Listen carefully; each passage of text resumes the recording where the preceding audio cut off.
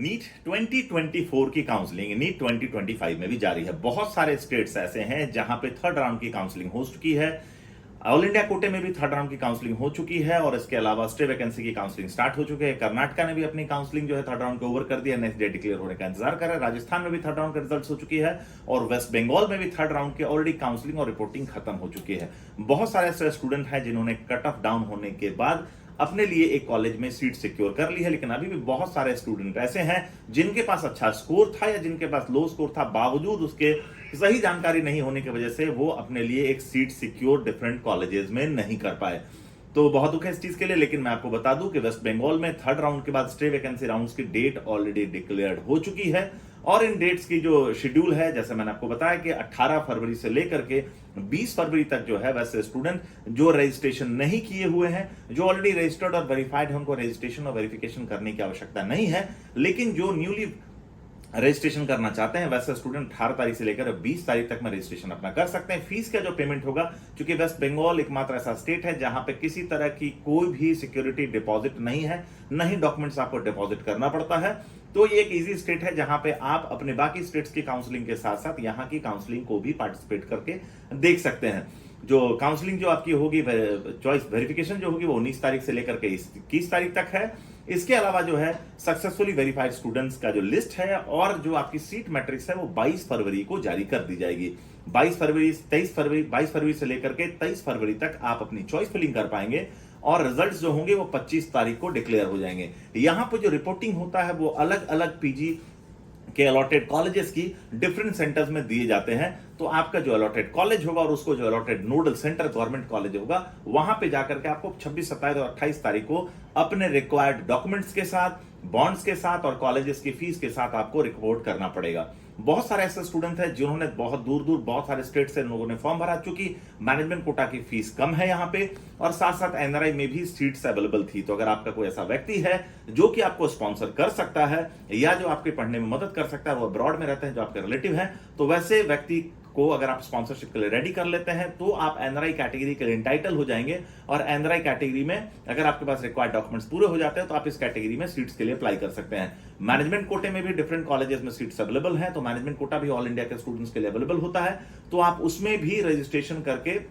आप चॉइसेस भर सकते हैं। और स्टेट कोटा जो है वो सिर्फ वेस्ट बंगाल डोमिसाइल के बच्चों के लिए ही एलिजिबल होते हैं, तो सिर्फ स्टेट कोटा के लिए वेस्ट बंगाल के स्टूडेंट्स ही भर सकते हैं। समझना सबसे बड़ी चीज ये है कि बहुत सारे स्टूडेंट हैं जो पिछले राउंड में अलॉटमेंट होने के बाद भी सीट क्यों नहीं ले पाए, क्योंकि पहली चीज कि उन्होंने कमिटमेंट कॉलेजेस के साथ नहीं की थी, क्योंकि यहाँ एनआरआई कैटेगरी की फीस काफी हाई है और साथ ही साथ सारे कॉलेजेस में बैंक गारंटी भी अवेलेबल है। मतलब अगर आप बिना कॉलेज से बातचीत किए हुए अगर आपका अलॉटमेंट आ भी जाता है तो तरीका सिर्फ दो ही है, या तो आप पूरी फीस जमा कर दें या फिर आप बैंक गारंटी दे करके फर्स्ट ईयर की फीस दे करके एडमिशन ले सकते हैं।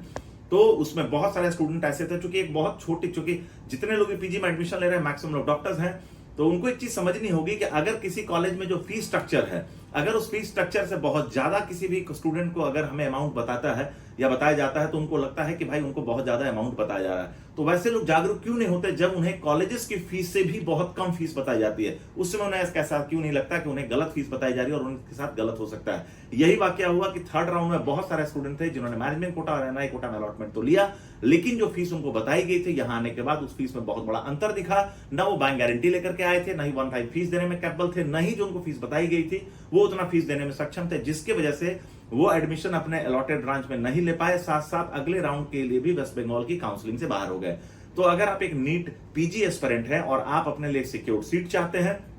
तो आप एक चीज देख लें कि अगर आपके लिए आप अगर इंटाइटल हो सकते हैं एनआरआई कैटेगरी के लिए तो टॉप ब्रांचेस रेडियो हो, डर्मा हो, जनरल मेडिसिन हो, गायनी हो या फिर ऑर्थोपेडिक हो, इन सारे ब्रांचेस में डिफरेंट कॉलेजेस में सीट्स अवेलेबल हैं और साथ साथ मैनेजमेंट कोटे में भी सीट्स अवेलेबल हैं। लेकिन यहाँ पे एनआरआई कैटेगरी की फीस बहुत अधिक है, तो क्या फीस में जो नेगोशिएशन है अगर आप वो पहले से डिस्कस करके रखते हैं तो फीस के नेगोशिएशन का बेनिफिट आपको मिलता है और साथ साथ बैंक गारंटी भी आप कैसे वेव ऑफ कर सकते हैं इसके लिए भी प्रायर आपको डिस्कशन करना पड़ता है। तो अगर कोई भी व्यक्ति आपको सजेस्ट कर रहा है चॉइस फिलिंग करने से पहले, तो आप अपने मन से चॉइस फिलिंग ना करें, पहले आप कॉलेजेस के साथ कमिटमेंट जरूर करें। और इसमें जनरेशन नेक्स्ट शिक्षा समाधान के प्लेटफॉर्म से मैं सुरेश कुमार कोशिश करूंगा आपकी मदद करने की। पिछले 15 सालों से हम लोग ने सैकड़ों स्टूडेंट्स का गाइडेंस किया और हम लोग ये प्रयास लगातार जारी रखे हुए हैं। तो अगर आप एक नीट पीजी एस्पिरेंट है और 2024 के काउंसलिंग में 2025 में अपने लिए सीट सिक्योर करना चाहते हैं तो आप वेस्ट बंगाल के रजिस्ट्रेशन और काउंसलिंग प्रोसेस में पार्टिसिपेट करें और अपने रिक्वायर्ड डॉक्यूमेंट्स के साथ जो है आप काउंसलिंग में अटेंड करें। कॉलेजेस में जो फीस होगी उसमें जितना हो सकेगा हम लोग कोशिश करेंगे आप लोग को नेगोशिएट करने की, और जो कमिटमेंट की जाएगी उस कमिटमेंट के हिसाब से ही आपको एडमिशन मिलेगा। काउंसलिंग जो अलॉटमेंट है